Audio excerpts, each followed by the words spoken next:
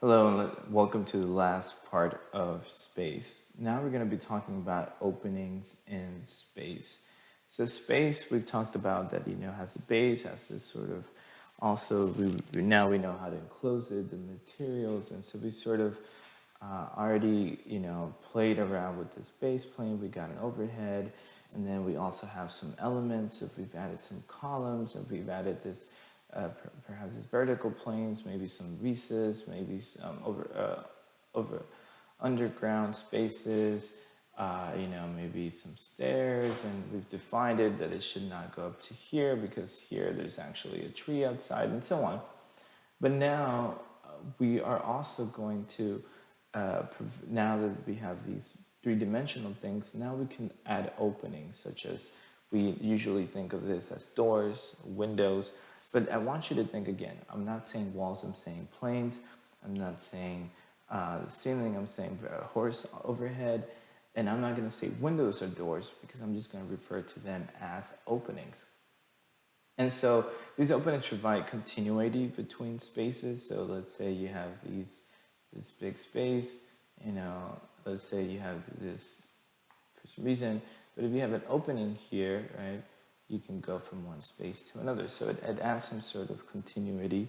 It also adds this sort of, it could also somehow weaken. And when I say weaken, it's not really a bad thing. It's just, if you add openings, a lot of holes, let's say, to this to allow light, it's sort of creating the materiality of it a bit less heavy. So openings allow light to penetrate, and again, light has to do with how we perceive things, and to illuminate the surface, offer views. And so the big thing is it illuminates, but also views, and establish a visual relationship between the room and the adjacent spaces. Again, openings has a lot to do with connectivity and provide for natural ventilation of the space. So not only are we getting this, but also if there's studies that if you have a room like this and you have a window and you have windows in both and you provide for cross ventilation, you provide for the wind to move from one room to another. So again, it's creating a lot of things in space. So openings are really, really important. So let's dive into this topic of openings. I wanted to start off with this image, and I'm not talking bad about Home Depot, but if you ever go to Home Depot, they have a lot of DIY projects. So they have a lot of books of architectural plans, and they have a book of like a catalog of windows that you can buy. So when I say openings, most likely you're thinking of that. But architecturally speaking, I want you to sort of take off the idea of that. I don't want you to just think of windows and just, is it a casement window? Is it what kind of window is it? I don't want you to think so much of that, but more of the idea of what's happening, of the perception of that is going to occur inside the room because of these openings. So let's take off the mentality of Home Depot and let's think of openings as architects now. And again, not saying anything bad. Home Depot is a great store to do a lot of shopping, but this is not what I'm going to be referring to. So here's an example. So here we have a chapel in France by Le Corbusier. Again, Le Corbusier, same as Philip Johnson that I've mentioned before, is one of those names that you really want to know. So if you're really going to go continue with architecture, Le Corbusier is one of those names that you want to, mention around to make people feel like you know architecture, and you will sound really smart by just saying, "Oh yeah, Le Corbusier." And so here you can see it from the outside. He's provided in this chapel, this religious place, sort of openings. And as you can tell, it's not really conventional. It's just really all over the place, and you can see it here. But let's look at a different angle and let's see how it looks from inside. So this is how it looks from inside. What do you think? Does it look good? Do you like it? And again, it's just really interesting what he's doing, because by the position of these things, the windows these openings are not just like this, they're being concave by these things, so kind of funneling the light into, where he basically wants the light, and how he's washing the light in and the different colors coming in. So Le Corbusier really knew, uh, you know, allowing light to come in into this building. So when it comes in at this moment, I can really, imagine people inside, having some sort of connection to the space around it, and just having a sort of, different perspective to the room versus if that light was not coming in. If we continue now, we see another famous architect called Frank Lloyd Wright, and also I'm pretty sure you've heard, or at least mentioned, the great building called Falling Water in Pennsylvania. So one of the things that he wanted to do is to really mess around with the idea of the corner and eliminating the corner frame. So if you're here, and this is, normally you would see, or you're even imagining this line because it's the corner of a house. So most likely something is happening here. But what Frank Lloyd Wright wanted to do is, it's like he wanted to create views. Again, openings have to do with views. So if you're standing here, and if you would have had this thing, you basically would have imagined that there's one view and there's a second view. And Frank Lloyd Wright was like, no, I want you to see this more panoramic. I want you to see it all as just one huge view. You don't have to limit yourself by this corner. And so Le Corbusier took off that sort of frame there. And also here, doing it here, was playing around with the same idea. In this area, you can even imagine just standing there and opening, and you can see outside with this, panoramic view versus this enclosed view. So again, openings have to do with the idea of what you can view. Playing with the idea of what you can view is Japan. Japan is really great at this. So Japan has this big connection with nature, big connection with the outside. So I talked about how is your space responding to the exterior, to your context? Is it embracing? Is it rejecting? Or is it communicating with this? And this one is more of a communicating with it. It's not really embracing it, in the sense that you can feel like it's, here it has this place to enter, but it's separate. You can feel that it's separate, most likely some steps to get over here. But at the same time, you feel like you're communicating with the exterior. You're able to talk and see what's going outside. So Japanese, I've been to this building, it's Katsura Imperial Villa in Japan. If you ever get a chance, really go and visit this place. And the way this was created is that you were able to have a tea here. So these are different tea houses. You see another one here called a Jepparo. And when you're sitting down there, you're basically, it's meant for you to be able to view these gardens and in a way elevate you into this sort of enlightenment, or this idea of, feeling peace and connecting you to the cosmos, to something bigger than yourself. So again, it's sort of what they really like to do is to frame the views. They basically thought about this as a picture. And you can sort of even see this, if this was a poster in your room of a big picture of nature, but these are actual pictures or actual nature. And in this one, it's also in Japan, and it's very, very similar. When they're drinking their tea, they're sitting down, they're kneeling down, and this opening was placed at the right place that cannot be seen if you're standing up or if you're even sitting down. So if they would be using chairs, most likely you could still not see it. So it's meant for this precise moment. So the idea of views becomes really connected with openings. Another example of this is the Jewish museum in Berlin by Liebeskind. And so this is a Jewish museum. So it talks about the concentration camps, talks about what happened during the era of the Jewish being in these concentration camps and suffering.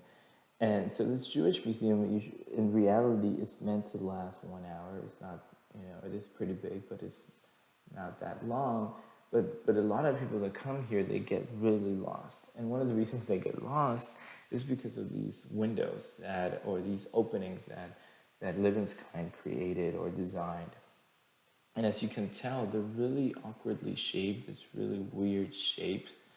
And even here, even more so, very slender, very thin here. So most of the times you're like standing here and you can't really see anything. So what happens when you're walking inside, you sort of get lost because you lose contact with where you are. You lose this sort of context of, am I in the close to the entrance? Am I, you just really get lost. And Libeskind, what he was trying to do is through the architecture, show people what are some of the views that people in concentration had, and then also making them feel somehow that they're captured or they're prisoners or, that they're being held against their will. So basically through the architecture and through these openings, Libeskind was really trying to show them live the experience that the Jewish community had lived and through these concentration camps.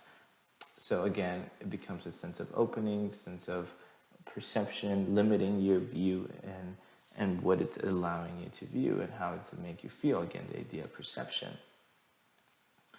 So let's continue.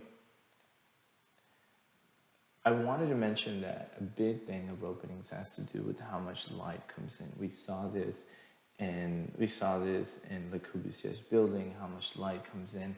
I'm not going to really focus on it too much because I want you to read it on your book, but it's a big part of architecture, how you play with light, soft light, warm light, it affects the place, it affects people's mood, and so the idea of light coming in, it's a huge part of the idea of openings, but I'm not going to focus too much on it. I do have one example called The British School by Morphogenesis, and as you can tell, this is a sort of an athletic school. There's a pool below, and they've created this perforated sort of metal and perforated ceiling, and the light is just dancing as it's coming in, sort of creating this texture in the wall.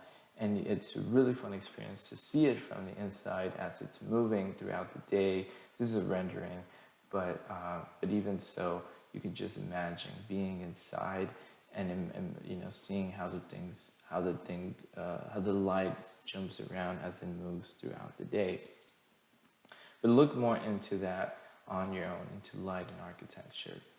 So let's come back to the glass house, and we're about to finish this 3-part series of space.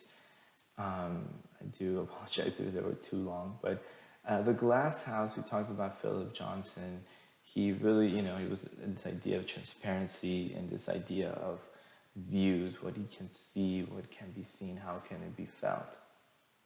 And something very similar, one of his friends was Le Corbusier, which I already mentioned, and I said, you need to know these two names. So Philip Johnson and Le Corbusier were really good friends, and they really got into a fight between this idea of windows and openings. Le Corbusier basically had a different approach. He was like, architects should tell or help or guide the viewer or the person inside what they're going to be viewing. So usually when you are, in front of an opening, in front of this sort of window, if we can call it that, you are usually, what you can see is if you stand close enough, you can see the sky, you can see the ground, and you can see everything in the middle, right? That's sort of what you can see. That's sort of the idea of a window, of an opening. But Le Corbusier was like, hey, no, I want to help them or guide them into seeing something differently. And so basically, as you can tell in this window, the window most likely normally would have been something like this, but he removed the ground and he removed the sky. And he said, I'm just going to frame the picture similar to something we saw with the Japanese, and saying when you're inside here, you're not going to, I don't care about the sky, I don't care about the ground. I'm framing this and you just see this thing right at the middle. And so it's sort of like, changing the view and turning your life into some sort of film strip. I don't know if you remember those. In the old days, there was this like film strip of people taking photographs, and there were just here, and you can just see what's going on here. And so that's basically what Corbusier was saying. And it sounds a bit controlling, I know, but in reality, what he was trying to say, and the reason why this was so important for architecture, is because he's basically telling all of us as architects, you as architect, you have the responsibility, or you can have the responsibility of what are people going to view. What are people going to be viewing through these openings? Don't just think of them as you need a window, so add a window. Don't think about it as just you need light to come into the room. Don't think about it as just a necessity, but think of the perception of what's happening, what are the views creating, and as we can see before, also he cares about how is the light coming in. So he just basically pushes this idea of openings to the responsibility and the effect that it has even more. So we talked about the glass house, we talked about Villa-Savoye, but now Rem Koolhaas. Rem Koolhaas is, again, a name that you want to know, a great, great, great architect. And so, and he does basically something. He basically gets the glass house and puts it on the bottom, and then gets Villa-Savoye and puts it on the top. Here you can see, this bottom full of glass, but on the top, changes the materials a lot, but now he creates this sort of ribbon. So I didn't mention that, but this is called the ribbon window. And again, saying, hey, I'm going to create this window that provides that, but I'm also going to do what Philip Johnson do and create this huge opening to create a lot of transparency. In contrast to Philip Johnson's house, Philip Johnson actually, was in the forest, but, this house is actually a bit more suburban, so more houses surrounding it. So most likely with the bottom was, a bit more public, no rooms and things like that. And then the top becomes more private, so restrooms and things that, you want to keep more private. And so I included this image because on the top there's actually a pool connecting two houses. So there's actually two houses that are being connected by a pool. And it's an interesting story of how the client was like really, really, really wanting this pool and said, I want it this way and I wanted this length and I wanted to not be seeing all these limitations. And so it's interesting to see how Rem Koolhaas really answers and is able to manage with all the requirements of this client. And the reason I mention this is because when you do work with the clients, eventually if you do keep going with architecture, you'll get a lot of different clients that ask of you different or interesting things, and then that's when you get creative and resolve those issues, so it becomes a fun moment. I'll end with this one. So this one is it's called the Venturi House by Robert Venturi, also called Mother's House. And basically, what he's saying is, as you can see, he brings that ribbon window, but he brings other types of openings. It's very more traditional, and also different elements, this sort of church-like thing that you only see in churches and things like that. You see this big thing. So he combines a lot of different elements that if we start studying, we can analyze, like, this is modern, this is contemporary, this is actually more traditional, this is, there's a lot of different things coming into one image. And what Venturi was simply saying is that the typology or the type of opening does not really have to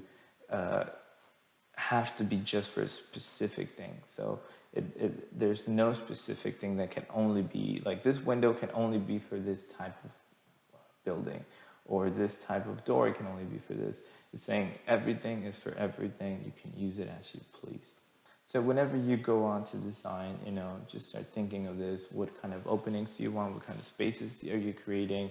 How much light are you allowing? What views are you allowing for it to happen? What are the different things that are happening through your openings? Are you connecting spaces? Are you providing relationships between each other? I know focus too much on sort of windows, but we could do this also for sort of doors or sort of openings between rooms, which I didn't focus too much, but hopefully you do understand this applies to that as well. So thank you for watching. This is part 3. This will conclude this series. Please read your book, as it will explain in depth a lot more of these topics of space. Thank you.